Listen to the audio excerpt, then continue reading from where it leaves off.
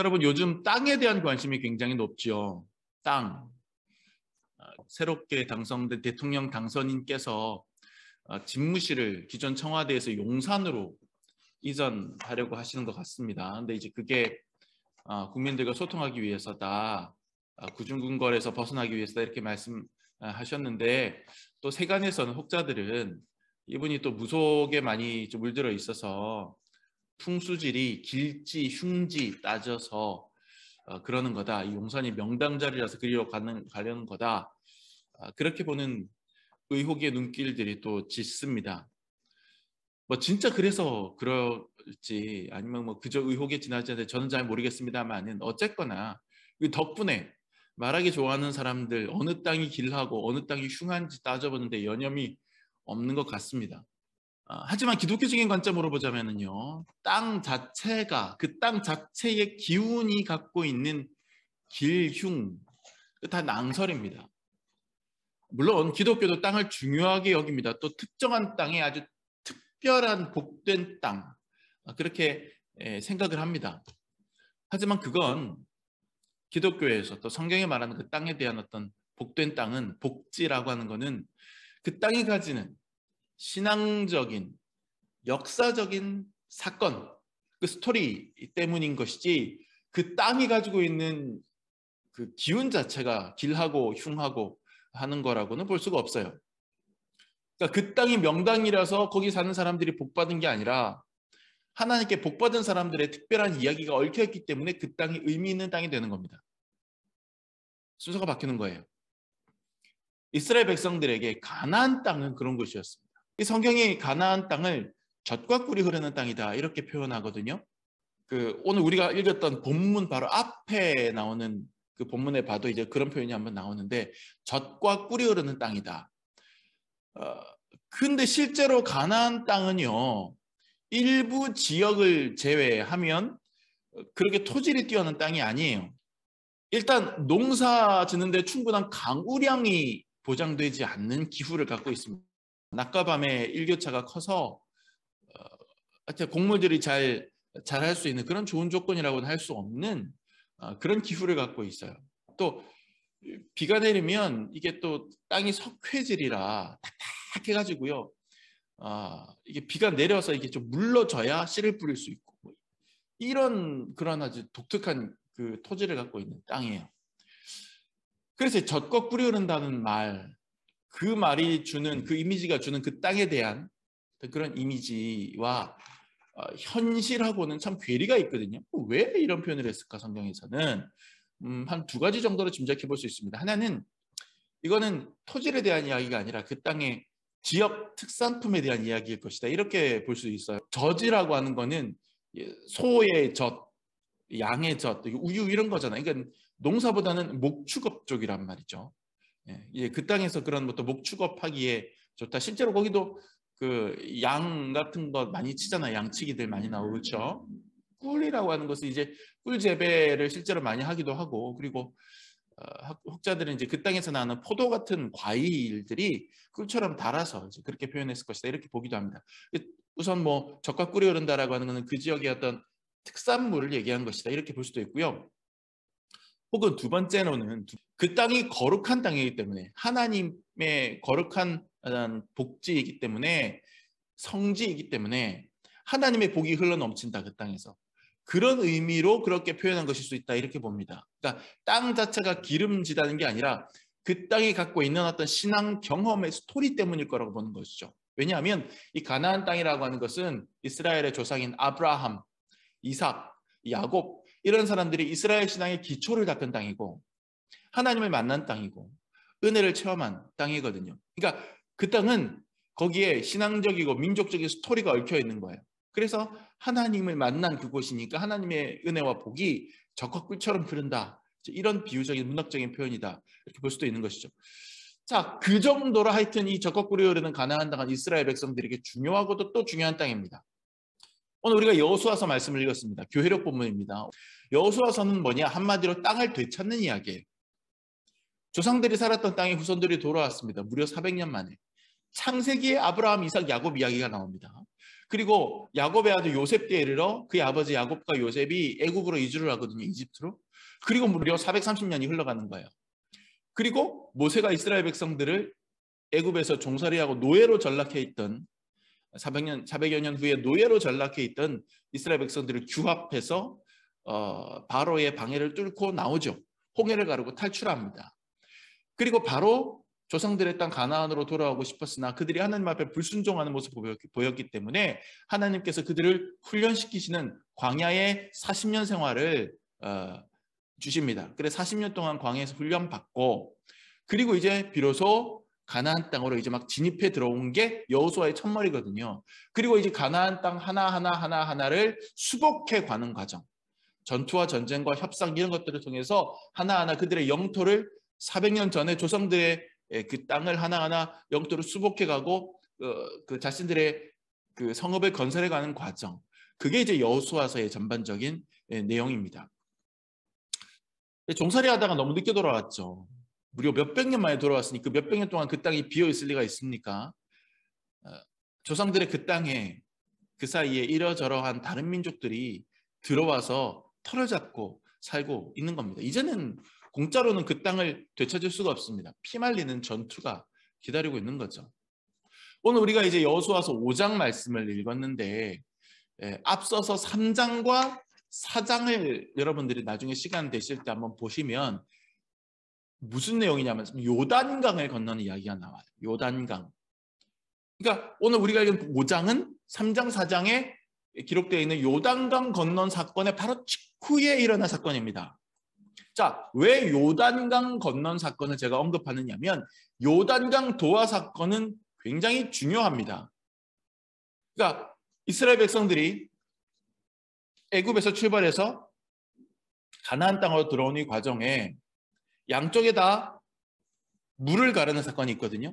처음에 애굽에 탈출했을 때 홍해를 가르죠. 홍해가 여러분 영화 10개 같은 거 보면 나오잖아요.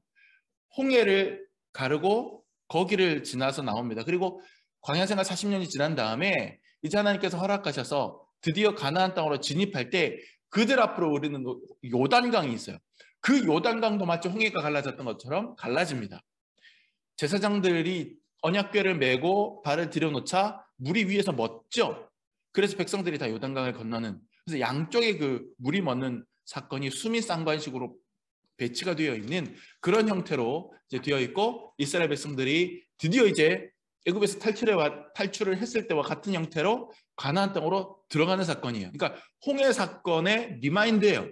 요단강 사건은 40년 전이면은 아버지 세대잖아요.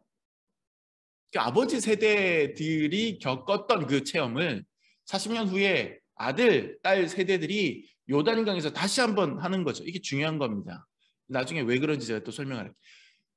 그렇게 되는 거예요. 그리고 이 요단강을 건너므로 비로소 가나안 땅의 진입작전이 시작된 겁니다. 그들의 영토 수복 작전이, 그 여정이 본격적으로 시작됐다는 뜻이죠. 자, 이렇게 중차대한 상황에서 하나님께서 잠시 이스라엘 백성들을 숨을 고르게 하십니다. 숨을 고르게 하세요. 그러니까 애굽에서 나올 때도 홍해를 지난 다음에 하나님께서 이스라엘 백성들을 시내산으로 인도하시죠. 그리고 그 시내산에서 율법도 주시고 여러 가지 신앙의 지침을 주시면서 이스라엘 백성들을 이끌어 가시는데, 요단강을 건너서 가나안 땅에 진입한 다음에도 하나님께서는 그와 비슷한 일을 하십니다. 일단 멈춰. 너희가 작전을 시작하기 전에 먼저 해야 될 일이 있어. 숨을 고르면서 잔뜩 흥분해 있는 그런 긴장감을 좀 낮추면서 마음을 가다듬고 신앙을 가다듬고 그들의 체험을 다시 한번 끄집어내는 거예요. 오늘 우리가 읽은 본문이 바로 그 부분입니다. 이런 전 이해가 형성되어 있는 상황에서 본문을 보자고요. 자, 오늘 본문에 제가 땅 얘기 아까부터 계속 하잖아요. 세 개의 지명이 등장합니다. 땅 이름이 등장해요. 물론 그 지명들이라고 하는 게, 이 세 개의 지명이라고 하는 게 그 땅이 그 땅이에요. 제가 살고 있는 이 간석동하고 인천 하면 인천 안에 간석동이 있잖아요. 그런 개념이에요. 간석 1동, 간석 2동 이러면 옆 동네잖아요. 그러니까 그런 개념의 세 개의 지명이 등장합니다. 하지만 이 각각에 나타나는 지명들이 가지고 있는 그 의미는, 그 안에 있는 어떤 영적인 의미라고 할까요? 신앙적인 어떤 목적이라고 할까요? 그 지명이 등장하고 있는 그 목적은 조금 달라요. 좀 의미심장해요. 제가 오늘 이 지명, 세 개의 땅 이름에 주목하고자 하는 것은 설교 초두에 제가 아까 말씀드린 바와 같이 바로 그 땅에 얽혀 있는 신앙적인 스토리 때문이에요. 오늘 우리가 읽은 본문이 조명하는 그 땅의 이름은요, 마치 우리 신앙인들의 구원 여정을 쫙 추격해 놓은 것만 같은 느낌이 들 정도예요. 자, 어떤 스토리가 있을까요? 첫 번째로는요, 오늘 본문에 등장하는 지명은 길갈이라는 지명입니다. 길갈은요, 할례라는 단어와 함께 묶어서 오늘 본문에서 쓰이고 있어요. 자, 이스라엘이 요단강을 딱 건너자마자 하나님께서 제일 먼저 뭐부터 명령하시느냐? 스톱! 거기서 스톱. 요단강 건너니 오케이. 잠깐 멈춰. 이제부터 여기서 다 할례를 받는다. 할례 받아. 하나님께서 그렇게 명령하십니다. 우리가 오늘 이제 읽은 교회력 본문은 5장 9절부터지만 그 앞에 5장 1절부터 직전 본문 5장 1절부터 8절까지 쭉 보면 하나님께서 이스라엘 백성들을 멈춰 세우신 다음에 돌로 칼을 만들어서 할례를 행하게 하십니다. 여러분, 이 할례라고 하는 거는요, 오늘날로 치면 딱 포경 수술이에요. 똑같아요. 예. 남성 생식기에 표피를 잘라내는 그런 작업이에요. 원래는 이제 이스라엘 율법상으로는 태어나서 얼마 되지 않아서 하는 것이지만 하지 못하고 이제 자란 사람은 성인이 되어서 해도 상관이 없습니다. 이것이 이제 고대 사회의 어떤 여러 종교들이 공통적으로 가지고 있었던 그런 어떤 하나의 일종의 종교적인 세리머니 중에 하나였는데, 유대인들에게 있어서 할례는 아브라함 때부터 나옵니다. 하나님께서 명하신 의식이고 하나님의 백성이 되었다라고 하는 그런 외적인 의식이에요. 물론 이제 이스라엘 백성들이 그 아버지 세대들의 할례를 받은 사람들이었으나 광야 40년을 거쳤잖아요. 광야 40년을 거치는 동안에 태어난 남자들, 그 남자아이들에게는 할례를 행하지 않았습니다. 왜냐하면 계속해서 이동해 가야 되는 건데, 이 할례라고 하는 게 여러분 이제 그 경험은 있으신 분들은 알겠지만 며칠 동안 움직이지도 못합니다. 너무 아프고 해서. 그렇기 때문에 막 광야의 혹독한 이동의 생활 중에는 할 수 없는 거예요. 그러니까 40년 동안 드롭돼 있었던 거예요. 멈춰 있었어요. 그러니까 이제 광야 40년 동안에 태어난 남자들은 할례 받지 못한 사람들이죠. 그러니까 이제 가나안 땅에 들어가는 딱 정복 전쟁하려고 들어가기 직전에 요단강 건너자마자 스톱! 여기서 딱 할례 받고 시작해. 이렇게 되는 겁니다. 그 얘기예요. 마치 우리의 신앙 여정으로 살펴보자면 우리가 예수 믿기로 결단하면 세례를 받는 것과 같아요. 세례를 받는 거. 그러니까 실제로 골로새서에 보면 사도 바울 같은 경우에는 할례와 세례를 영적으로 연결되는 어떤 의미의 고리로 연결하거든요. 할례 얘기를 하고 그 다음에 바로 직후에 세례 이야기를 하고 그걸 고리로 딱 걸어서 구약의 할례와 신약의 세례를 딱 거는 거를 골로새서의 사도 바울의 이야기를 통해서 우리가 확인할 수 있는데 시간 관계상 찾아서 여러분에게 읽지는 않겠습니다만 어쨌든 그런 거예요. 시작의 의미. 다시 한번 다잡고 딱 호흡 멈추고 딱 시작하려고 하는 신앙적인 의미. 그렇게 모든 남자들에게 할례를 행한 후에 하나님께서는 그들이 단체로 할례 받은 그 장소의 이름을 길갈이라고 붙여라. 이렇게 말씀하시는 거예요. 그게 이제 9절 말씀이거든요. 여호와께서 여호수아에게 이르시되 내가 오늘 애굽의 수치를 너희에게서 떠나가게 하였다 하셨으므로 그곳 이름을 오늘까지 길갈이라 하느니라. 길갈이라 하느니라. 할례를 받고 나서 하나님께서 야, 그 땅의 이름을 길갈이라고 하라. 왜냐하면 애굽의 수치가 떠나갔다 너희에게서 이제. 그러니 길갈이라고 하라. 이렇게 이야기를 한 겁니다. 길갈이라고 하는 이름은요. 굴려보냈다 이런 뜻이거든요. 굴려보냈다. 그러니까 나에게서 마치 산 위에서 내 물건을 밑으로 이렇게 두루루루 굴려보내는 것처럼 굴려보냈다. 떠나보냈다는 뜻이죠. 남성 생식기의 표피를 잘라서 내버리듯 뭐 갖고 다니진 않았을 거 아니에요. 내버리듯 이스라엘의 수치스럽고 가슴 아팠던 과거를 잘라서 떠나보냈다. 그냥 굴려내보냈다. 이런 뜻으로 선언하신 거예요. 너희가 할례받은 그 땅, 다시 한번 할례받은 그 땅을 길갈이라고 합니다. 굴려보낸 땅이다. 애굽에서 종살이 했던 과거, 광야에서 하나님께 불순종해서 40년이나 딜레이 되면서 훈련받았던 그런 어려웠던 시간, 그 모든 어둡고 부끄러웠던 그런 시간들을 할례 일식과 더불어서 잘라서 내버리고 굴려 떠나 보냈음을 선언하셨습니다. 그래서 그 땅 이름이 길갈인 거죠. 그러니 길갈은 결국 영적으로 어떤 의미입니까? 옛사람을 벗어버리는 거예요. 그리고 새 사람이 되는 거예요. 거듭남의 땅이에요. 거듭남을 확증한 땅이에요. 새로운 마음가짐으로 새 출발하는 땅이에요. 새 시대를 여는 그 초입부인 거죠. 옛 생활, 옛 가치관, 저 요단강 너머에 굴려보내고 하나님의 군대가 되어 새롭게 탄생하는 그 거듭남의 과정을 세레머니를 통해서 종교 의식을 통해서 체험시키고 확증시키고자 하는 것이 하나님의 뜻이었다라고 하는 겁니다.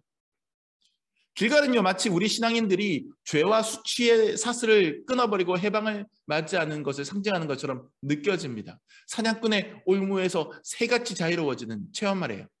죄의 땅 애굽에서 혼돈의 시절 광야 생활에서 빠져나와서 이제 진정 하나님의 도성으로 들어선 이들은 반드시 옛사람을 굴려보내고 새 사람이 되어야 한다는 것을, 부끄러운 죄를 단호하게 끊어내 버려야 한다는 것을 우리에게 가르쳐 주는 것이죠. 제가 신학교 1학년 때 이제 교양 과목을 배우잖아요. 1학년 때는 보통 교양 과목 중에 대학 체육 시간이 있었어요. 저는 대학 가서도 체육 시간이 있을 거라 생각 못 했는데 그 당시에 교양 과목으로 대학 체육이라는 게 있었어요. 요즘도 있는지는 모르겠어요. 아무튼 우리 학교만 그랬는지 다른 학교도 있는지 모르겠으나 체육 시간이 있어서 아무튼 신기했습니다. 그때 그 교수님이 체육도 그냥 하는 게 아니라 수영장 하나를 빌렸어요. 수영장 하나 빌렸어요. 서울의 그 롯데월드에 있는 그 수영장이 있거든요. 그걸 한 학기 돈 모아가지고 우리가 빌린 다음에 매주 그 시간이 되면 거길 갔어요. 학생들이 다. 그래서 한 학기 동안 거기서 이제 체육 수업을 하고 했는데, 그렇다고 제가 수영을 잘하지는 못합니다. 수영을 하지 못해요. 왜냐하면 운동신경도 많이 없었고, 하여튼 저처럼 운동신경이 없어서 그 수영 배우는 속도를 못 따라가는 친구들이 있는 반면에, 운동 잘하는데 보니까 저 친구들 농구도 잘하고 축구도 잘하고 달리기도 잘하고 운동 참 잘하는 친구들인데, 이상하게 수영 성적이 나중에 이제 시험도 보거든요. 테스트 보거든요. 이제 그거가 성적이 잘 안 나온 친구들이 있어요. 어떤 친구들이냐면 의외로요, 동네 개울에서 몇 개나 감아봤다라고 하는 친구들이 그래요. 동네 개울에서 물장구 좀 쳐봤다는 녀석들. 근데 교수님이 볼 때, 강사가 볼 때는 그 친구들의 수영 동작이 엉망진창인 거예요. 왜냐하면 동네에서 형들한테 배웠으니까. 말 그대로 개헤엄인 거죠. 개헤엄. 동작도 자세도 엉망진창인 거예요. 그러니까 이제 발차기부터 동작부터 하나하나 다 가르쳐주는, 새로 가르쳐주는데 그 친구들 전혀 진도가 안 나가요. 왜요? 수영 한 번도 해본 적이 없는, 수영 못하는 친구들은 조금씩 실력이 느는데 그 친구들은 실력이 안 늘어요. 왜요? 자기가 하던 가락, 그 개헤엄 치던 습관을 못 버리는 거예요. 그 교수님이나 강사님이 이렇게 가르쳐 줄 때서는 흉내 내는 것처럼 따라하는 것처럼 하다가 가시면 에이 그냥 내가 얼마나 잘하는데 이러면서 그냥 해버리는 거예요. 그러니까 안 늘어요. 실력이 딱 거기에요. 개헤엄 수준이. 그런데 혹시 한두 명, 그런 애들 중에 한두 명 진짜 착하고 정직하게 자기 옛 습관 딱 끊어버리고 가르쳐 주시는 대로 새로 배우는 친구들이 있었어요. 근데 그런 친구들은 정말 쭉쭉 실력이 늘더라고요. 나중에 보니까. 우리도 그렇습니다, 여러분. 신앙생활을 하려면요, 하나님이 버리라고 하는 옛 습관은 끊어버려야 합니다. 굴려 내보내야 합니다. 요단강 저쪽 편에 놔둬야 해요. 갖고 다시 오면 안 돼요. 그래야 새로운 존재가 될 수 있습니다. 하지만 많은 그리스도인들이 예수 믿겠다고 결심하고서도 여전히 과거의 짐을 다 안고 와요. 그러면서 고통스러워합니다. 여전히 죄에서 해방되었음을 믿지 못하고 자책하며 살아갑니다. 여전히 옛 죄의 습관 속에서 반복하며 살아갑니다. 그런 우리에게 하나님 말씀하십니다. 애굽의 수치를 너희에게서 떠나가게 하였다. 그렇게 오늘 말씀에서 얘기하는 거예요. 그러니 네가 선 그 땅의 이름을 길갈이라고 하여라. 굴려 보내라. 예수 안에서 너희는 더 이상 부끄러운 존재가 아니라고. 거듭난 자로서 너희는 더 이상 옛 생활에 묶여있지 않아도 된다고. 과거의 수치스럽고 부끄럽고 공포스러운 그 기억 이제는 놓아 버려도 된다고 그렇게 말씀하시는 겁니다. 길갈은 그런 땅이에요. 새롭게 출발하는 땅, 부끄럽고 가슴 아픈 과거는 가감히 버리고 다시 힘을 얻는 그런 땅이에요. 여러분이 있는 지금 이 땅이, 여러분이 서 있는 그 땅이 어디든 그 땅이 길갈이 되시기를 축복합니다. 두 번째로 우리가 주목해야 될 지명은 여리고라는 지명이에요.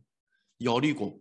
이 여리고는요, 유월절이라고 하는 단어하고 오늘 본문에서 묶어서 봐야 됩니다. 자, 10절 말씀으로 한번 확인해 보죠. 10절 말씀. 또 이스라엘 자손들이 길갈에 진쳤고, 여기까지 이제 길갈이 나오죠. 자, 여기까지는 위에 그 9절까지 하고, 자, 그달 14일 저녁에는 여리고 평지에서 유월절을 지켰으며, 그달 14일 저녁에는 여리고 평지에서 유월절을 지켰다. 할례라고 하는 것도 이스라엘에게 굉장히 중요한 종교의식인데, 절기라고 하는 것도 굉장히 어마어마한 의미를 가진 종교 절기거든요. 신앙 절기거든요. 이스라엘에게 있어서. 그 6월절 절기 지키는 걸 지금 이 여리고 평원에서 하라 이거예요. 거기가 거기입니다. 길갈이든 뭐 여리고 평원이든 거기서 거긴데 여리고 평원에서 6월절을 지키라는 거예요. 6월절은 이스라엘 백성들이 애굽에서 탈출해 나온 것을 기념하는 절기입니다. 애굽에 10가지 재앙이 내려졌고 그 10가지 재앙에 결국에는 두 손 두 발을 닫은 애굽 왕 파라오가 마침내 이스라엘 백성들을 그래 너네 가서 너네끼리 살아라고 내보내줍니다. 그 마지막 10번째 재앙이 뭐냐 하면 그 애굽 땅에 이집트 땅에 모든 첫 번째 난 초태생의 것들 짐승이든 사람이든 처음 태어난 장자를 다 목숨을 거둬가는 그러한 무시무시한 재앙이었거든요. 그때 이스라엘 백성들만은 어린 양을 잡아서 어린 양의 그 피를 우슬초에 찍어서 그들의 집 문에다가 슥슥 발라 놓으면 그러면 죽음의 천사가 그 집만 패스오버 그냥 넘어갔다는 거예요.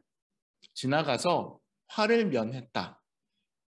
그것을 기념하고 그날 밤에 이제 급하게 결정이 내려지고 급하게 애굽에서 나오게 되거든요. 그 사건을 기념하는 게 6월절 절기예요. 그러니까 지금 요단강을 건너서 정복 전쟁을 눈앞에 둔 이스라엘 백성들이 바로 이 여리고 평원에서 6월절 절기를 지키고 나서 이제 시작하게 하시는 거예요. 하나님께서. 자, 6월절의 의미 여러 가지로 우리가 해석할 수 있습니다. 신학적으로 볼 때 여러 가지 의미로 해석할 수 있습니다. 먼저 6월절 하면 이제 예수님의 본문하고 연결시켜 보면 예수님은 6월절을 우리의 죄를 사해주는 어린 양의 희생을 강조했죠. 그러니까 어린 양이 죽어서 그 피를 문에 바르면 죽음이 면했으니까 예수님께서 십자가에 못 박히신 것도 6월절이었거든요. 그래서 6월절 어린 양처럼 예수님께서 우리를 위해 희생해 주셨고 예수님을 믿는 자마다 예수님의 그 보혈의 능력으로 우리의 죄사함을 받아 구원을 받는다. 이게 이제 6월절과 연결된 우리 기독교의 구원의 교리거든요. 그래서 6월절 하면 우선적으로는 신학적으로 예수님의 희생에 대한 복선이었다 이렇게 이해할 수가 있고요. 또 어떤 신학자들은 6월절을 비롯한 이스라엘 절기를 오늘날에 예배하고 결부시키기도 합니다. 왜냐하면 처음에 모세가 이스라엘 백성들을 이끌고 이집트에서 나올 때 바로에게 명분을 뭐를 제시하느냐. 우리로 하여금 광야가로 나가게 해라. 우리가 나가서 우리가 섬기는 여호와 하나님께 절기를 지킬 것이다. 이제 이렇게 얘기합니다. 그 절기라고 하는 게 하나님께 제사 지낸다 이거거든요. 예배한다 이 뜻이거든요. 그러니까 지금 절기 지내고 있잖아요. 6월절 절기 같은 거. 그렇죠? 그래서 6월절을 예배하고 결부시켜서 이해하기도 합니다. 이거 다 맞는 얘기고요. 6월절 이해할 때 굉장히 중요한 포인트들입니다. 하지만 저는 오늘 본문에서 지금 제가 방금 말씀드린 그런 의미도 의미려니와 더욱 강력한 하나의 의미에 더 주목해야 된다고 생각합니다. 적어도 오늘 본문의 흐름상으로는 더 강력한 의미다. 저는 이렇게 생각하고 있습니다. 그것은 바로 하나님의 보호하심입니다. 하나님의 도우심입니다. 하나님께서 이스라엘 백성들을 보호하시고 어려움에서 구원해 주신다라고 하는 상징이 6월절이다. 저는 이렇게 보는 것이죠. 무시무시한 사자처럼 무시무시했던 게 애굽이었어요. 그 애굽의 날카로운 이빨에서 구원해 주신 사건이 유월절의 출애굽 사건이었어요. 모든 장자가 죽는 그날 밤에 무시무시한 그 재앙에서도 지켜주신 게 유월절의 기적이었어요. 하나님이 지키심, 하나님 보호하심, 그것이 유월절이라고 하는 절기에 아주 강하게 녹아있는 또 하나의 의미다라고 하는 것이죠. 특히 이제 여리고라고 하는 지명에 주목해 봅시다. 지금 이들이 유월절을 지키도록 명령하신 장소는 다름 아닌 여리고 평원입니다. 왜 여리고 평원이 중요하느냐? 우리가 지금 5장 중간 부분에 읽고 있는데 그 다음에 이제 이어지는 6장이 보면 바로 여리고 성을 쳐서 공략하는 공성전에 대한 기사거든요. 당대의 최고의 철옹성이라고 일컬어졌던 그 여리고 성을 함락시키는 장면이 그 다음에 이어집니다. 여리고 평원이라는 것은 여리고 성 가까이에 있는 평원이다 이 뜻이겠죠. 여리고는 너무너무 강력한 성이었습니다. 다시 말해서 이제 우리가 쳐들어가야 될 저 여리고성을 앞두고 그 근처 평원에서 그들이 유월절 절기를 지켰다 이거예요. 그러니까 연결해서 생각해 되는 것이죠. 두렵지 않았다면 거짓말이었을 겁니다. 그렇게 전쟁을 앞두고 큰 전쟁을 앞두고 정복 전쟁의 이제 스타트 아니겠어요? 그것을 앞두고 두려워할 때 하나님께서는 그들에게 유월절 절기를 지키게 하신 거예요. 그것을 통해서 40년 전에 그들을 지키시고 도우신 하나님을 다시금 회상하게 하고 떠올리게 한 거예요. 이게 저는 개인적으로 제 해석으로는 출애굽 사건 처음에 홍해를 가르신 사건을 이제 정복 전쟁을 앞둔 출애굽 사건을 마무리하는 그 상황에서 요단강을 가른 사건으로 마무리하게 하신 것도 저는 리마인드 사건이라고 저는 그렇게 해석하고 생각합니다. 정복 전쟁을 해야 되는 상황인데 너희가 40년 전에 너희 조상들이 홍해를 가르는 하나님의 능력을 체험했듯이 너희도 지금 요단강의 기적을 체험하지 않았냐? 요단강이 멈추는 기적을 체험하지 않았냐? 그러니 하나님께서 그때 함께 하신 것처럼 지금도 너희와 함께 하시는 것이다 라는 사실을 깨닫고 체험하게 해주신 것이 바로 요단강 도하 사건의 기적이라고 보는 것이고, 여리고 성 공략을 앞두고 있는 여리고 평원에서 유월절을 지키게 하신 것도 40년 전에 그 기억을 다시금 끄집어내고 다시금 리마인드하고 다시금 교육해서 그때 우리를 지키시고 구원해 주신 하나님에 대한 생각과 회상과 그 믿음을 다시 한번 끄집어내서 붙잡고서 싸움터로 나가게 하기 위한 그런 빅픽처였다 이렇게 보는 것이죠. 그래서 여리고와 유월절이 오늘 본문에서 묶이는 것이 중요하다라고 하는 겁니다. 살아가다 보면 우리 역시 여리고와 같은 철옹성을 만납니다. 도저히 깨질 것 같지 않은 현실의 벽 앞에 마주서서 울면서 주저앉습니다. 뒤로 떨기도 합니다. 자신감을 잃고 뒤로 물러나고 싶어도 집니다. 하지만 그럴 때마다 하나님은 우리를 예배의 자리로 인도하십니다. 이스라엘 백성이 전투에 앞서서 유월절을 지켰던 것처럼 하나님은 우리에게도 절기를 지키라고 하십니다. 주일을 지키라고 하십니다. 주일이라고 하는 절기를 지키면서 사순절과 부활절을 묵상하면서 기도의 시간을 놓치지 않으면서 우리는 우리를 지키시는 이가 하나님임을 다시 한번 기억하고 가슴에 새깁니다. 그 절기를 통해서 그 예배를 통해서 하나님께서는 우리에게 강력한 모습으로 나타나 주셔서 걱정하지 마라. 내가 너와 함께 싸운다. 이것을 보여주십니다. 여러분 오늘 우리가 읽은 본문과 6장의 여리고성을 쳐들어가는 장면 그 중간에 끼어있는 하나의 본문이 더 있어요. 오늘 우리가 12절까지 읽었지만 13절부터 5장 끝절까지 본문 나중에 한번 예배 끝난 다음에 읽어보세요. 무슨 장면이 나오는지 아십니까? 여호수아가 이제 그 유월절을 지키고 여리고를 향해 나아가는데 여리고 가는 그 길에서 여호수아가 뜻밖의 무시무시한 한 사람을 봅니다. 글쎄요, 요즘 마블 영화에 나오는 그런 슈퍼 히어로 중에 하나처럼 보이는 강력한 어떤 사람이 칼을 빼들고 딱 서 있는 거예요. 저 사람이 나를 공격할 사람일까? 저 사람이 이 땅의 원주민일까 거주민일까?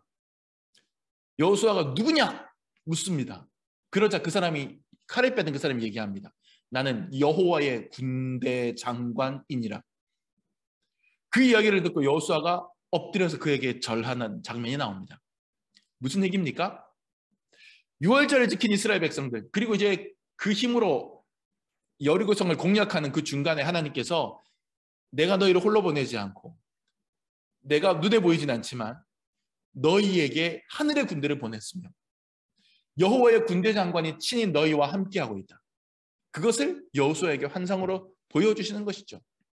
이 여리고와 6월절 가운데서는 칼을 빼들고 있는 여호와의 군대 장관이 우리와 함께 하신다라고 하는, 우리를 지키시고 우리를 보호하신다라고 하는 그 메시지가 들어있는 스토리가 되는 거예요.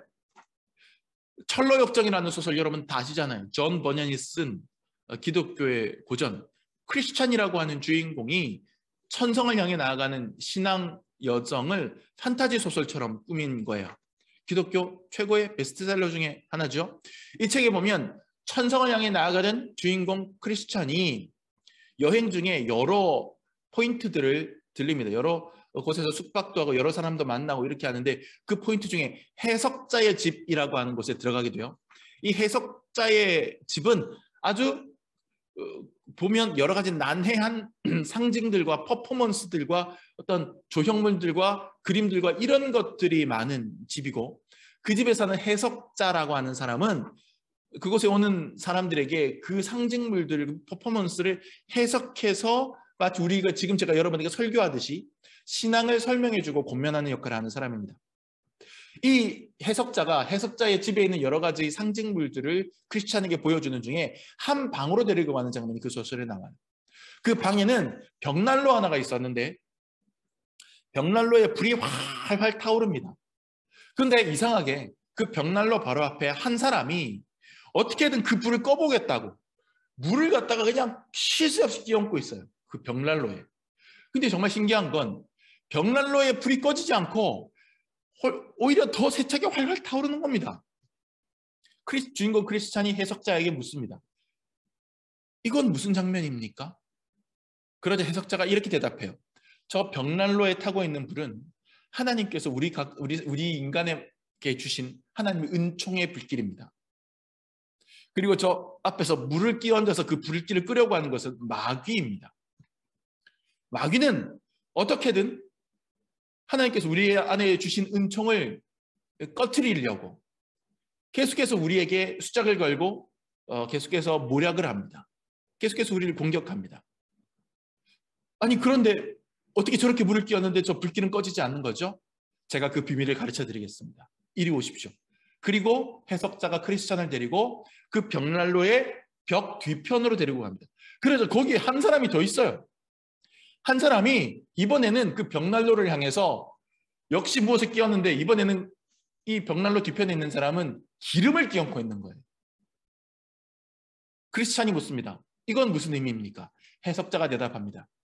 벽난로 뒤에서 기름을 끼얹고 있는 저 사람은 그리스도이십니다. 우리의 주 예수 그리스도께서 마귀가 우리의 은총을 꺼트리려고 물을 붓는 동안에 눈에 보이진 않지만 그 뒤편에서 끊임없이 우리의 구원의 불길, 은총의 불길이 꺼지지 않도록 계속해서 하나님께서 힘을 공급하시고 있는 겁니다. 기름을 끼얹고 있기 때문에 계속해서 불길이 꺼지지 않고 유지가 되는 것이고 오히려 더 세차게 타오를 수가 있는 것입니다. 그렇게 해석을 해주는 것이죠. 존 버년의 소설에 나오는 이 비유처럼 벽의 이쪽 편에서 볼 때 우리는 한없이 위험하고 연약합니다. 물을 끼얹는 대적의 모습만 보입니다. 하지만 우리의 눈에 보이지 않는 그 벽의 반대쪽에서는 하나님께서는 계속해서 우리에게 힘을 공급하고 계시고 위로하고 계시고 여호와의 군대 장관을 보내서 도움을 주고 계시는 겁니다. 그것을 믿는 자는 마음의 불길이, 용기가, 담대함이 꺼지지 않을 수 있고 마침내 여리고 평원에서 6월짜리 경험을 통해서 얻은 그 힘으로 여리고성을 무너뜨릴 수 있는 겁니다. 여러분, 여리고 평원의 6월절은 우리에게 두려워하지 말라고 가르칩니다. 이미 우리를 구원하시고 홍해를 갈라서 인도하신 주님께서 여전히 우리의 군대 장관이 되시고 우리의 도움 되심을 알려주십니다. 여리고는 그런 땅입니다. 무섭고 두려운 현실 가운데 하나님의 사람으로 담대히 일어나서 나아갈 신앙의 체험을 상기시켜주는 그런 땅입니다. 지금 여러분이 있는 그 땅이 어디든 여러분이 있는 그 땅이 여리고의 평원이 되시기를 주님의 이름으로 축원합니다. 마지막 세 번째 우리가 주목해야 될 땅은요, 가나안이라고 하는 지명입니다. 가나안. 이 가나안이라고 하는 지명은 오늘 본문에서 만나라는 말과 묶어서 봐야 됩니다. 11절, 12절을 한번 보시겠습니다. 6월절 이튿날에, 이제 6월절 지났어요. 이튿날에 그 땅의 소산물을 먹되. 자, 그 땅, 이거 잘 보세요. 그 땅의 소산물을 먹되 그날에 무교병과 볶음곡식을 먹었더라. 그러니까 우리가 설날에는 떡국 먹고 추석에는 송편 먹잖아요. 무교병은 이스트를 넣지 않은 빵이거든요. 누룩 넣지 않은 빵입니다. 이게 유월절 음식이에요. 애굽에서 고난 받았던 것을 기억하기 위해서 일부러 맛이 없는 빵을 먹는 거예요. 누룩 없는 빵과 그리고 쓴 나물을 먹었다 그랬어요. 근데 이 가나안 땅에 들어오자마자 그 가나안 땅에서 난 소산물로 명절 음식을 해 먹었다는 얘기예요. 12절. 또 그 땅의 소산물을 먹은 다음 날에 만나가 그쳤으니 이스라엘 사람들이 다시는 만나를 얻지 못하였고 그 해에 가나안 땅의 소출을 먹었더라. 만나가 그쳤다. 이들이 요단강을 건너고 길갈과 여리고 평원에서 할례와 유월절을 행한 바로 그때를 기준으로 해서 하늘에 만나가 그칩니다. 만나라고 하는 건 뭡니까? 이스라엘 백성들이 광야에서 40년을 지날 때 그 척박한 광야에서 40년 동안 지내면서 농사 지어 먹을 수 없잖아요. 그러니까 그들이 다 굶주려서 죽을 상황에 처했을 때 하나님께서 하늘에서 신비한 가루를 내려주시는 겁니다. 매일 아침마다 이스라엘 백성들이 텐트 치고 있는 그 진 사면에 이슬이 내리는데 그 이슬이 싹 마르고 나면 그 안에 하얀 가루가 남아있는 거죠. 그 가루를 다 걷어가지고 구워서도 먹고 떡도 해 먹고 과자처럼 해서도 먹기도 하고 그렇게 해서 먹고서 40년을 사는 거예요. 하나님 내려주신 하늘의 음식, 신비한 가루. 그런데 그들이 가나안 땅에 들어가서 그 가나안 땅에서 나온 그 땅의 음식을 먹자 하늘의 만나가 그쳐요. 앞으로 더 이상한 만나가 내리잖아요. 이스라엘 백성들이. 이걸로 끝이었어요. 왜일까요? 이제 가나안 땅에 들어왔고 곧 정착하게 될 것이므로 여기서 농사 짓고 소출을 얻어서 먹고 살아야 한다는 뜻이에요. 광야에서는 그 엄청난 인구가 떠돌이 생활을 해야 했기 때문에 농사 지을 수 없었죠. 게다가 광야, 척박한 땅이니까요. 그래서 하나님께서 그들이 굶어 죽지 않도록 만나를 내려주셨는데 그 만나라고 하는 게 백성들이 땀 흘려 노동해서 얻는 음식이 아니잖아요. 잠만 자고 나면 내려오는 음식입니다. 100% 다 하나님이 주신 것이에요. 그냥 그거 긁으러만 다니면 되는 거예요. 하지만 이제 가나안 땅에 들어온 백성들은 스스로 땀 흘려 노동의 대가를 치러내야만 합니다. 숫자가 떨어진 거예요.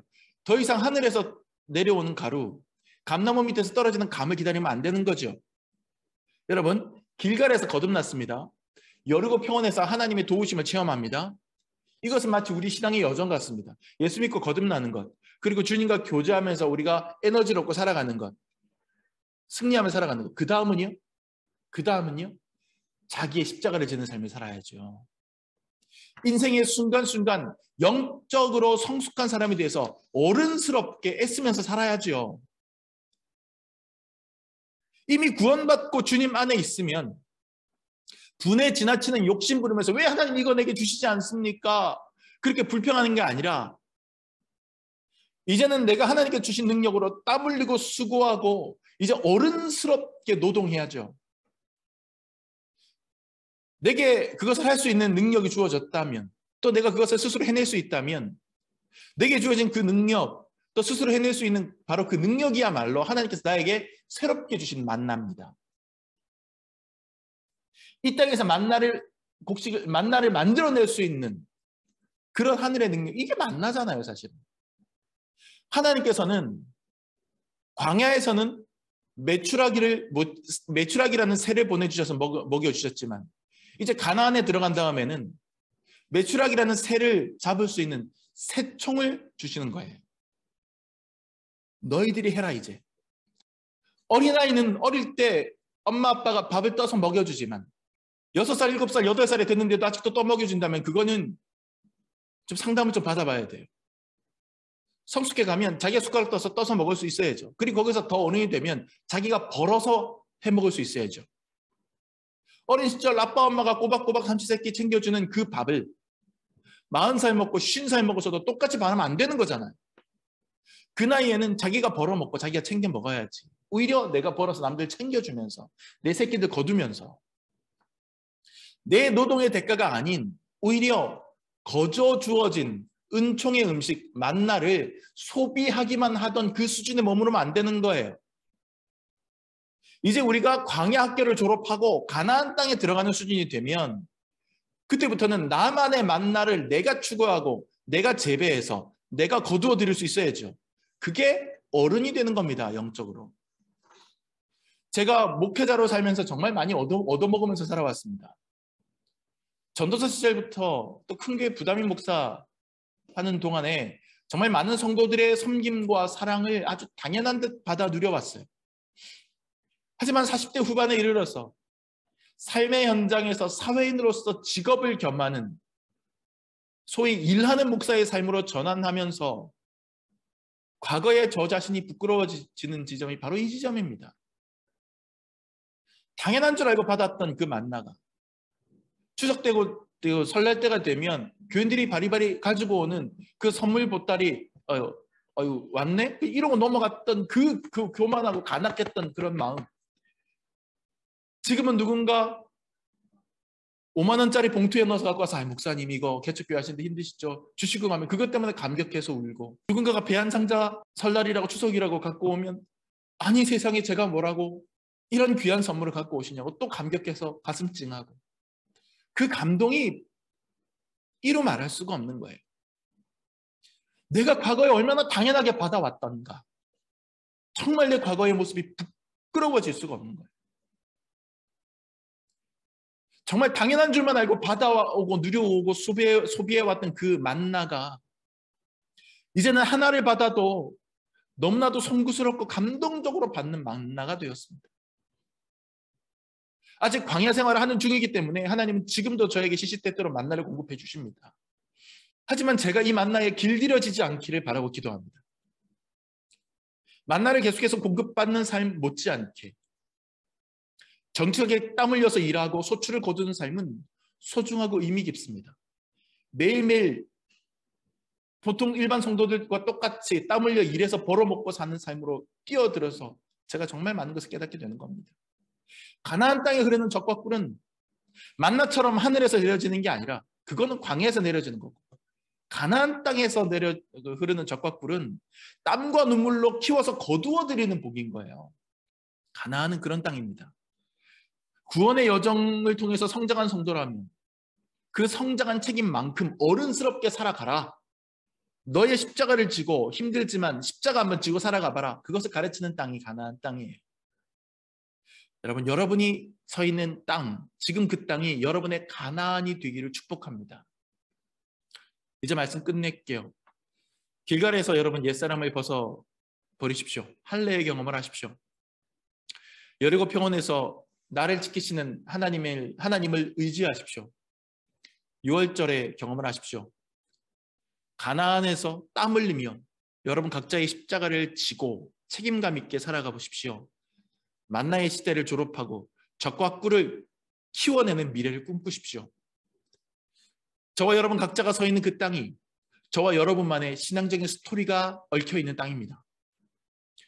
풍수지리도 모두 소용없습니다. 오직 신앙의 경험과 결단이 있는 땅이 가장 길한 땅, 가장 복된 땅, 젖과 꿀이 흐르는 땅입니다. 여러분의 땅이 길갈이 되고 여리고 평원이 되고 가나안 땅이 되기를 예수님의 이름으로 다시 한번 축복합니다.